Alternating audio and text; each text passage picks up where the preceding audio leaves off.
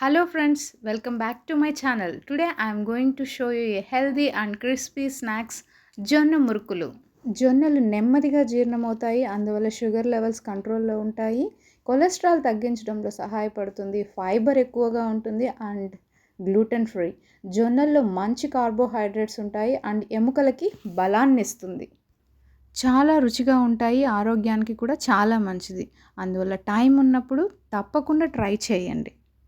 Let's get start. ముందుగా ఒక bowl తీసుకోండి. అందులో 2 కప్పుల జొన్న పిండి, 1 కప్పు శనగపిండి, 1 కప్పు బియ్యం పిండిని యాడ్ చేసుకోండి. బియ్యం పిండిని యాడ్ చేయటం వల్ల మనకి మురుకులు అనేటివి చాలా క్రిస్పీగా ఉంటుంది.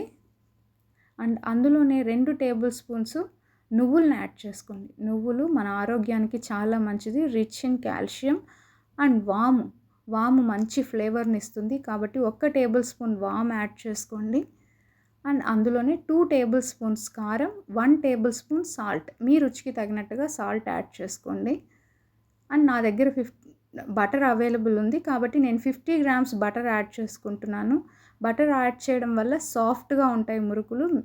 ఏం పర్లేదు, మీ దగ్గర బటర్ అవైలబుల్ లేదనుకోండి, ఆ ప్లేస్లో మీరు ఒక గరిటె నూనెని వేడి చేసుకొని యాడ్ చేసుకోండి. తర్వాత గోరువెచ్చని నీటిని కొద్దిగా యాడ్ చేసుకుంటూ ముద్దలా కలుపుకోండి.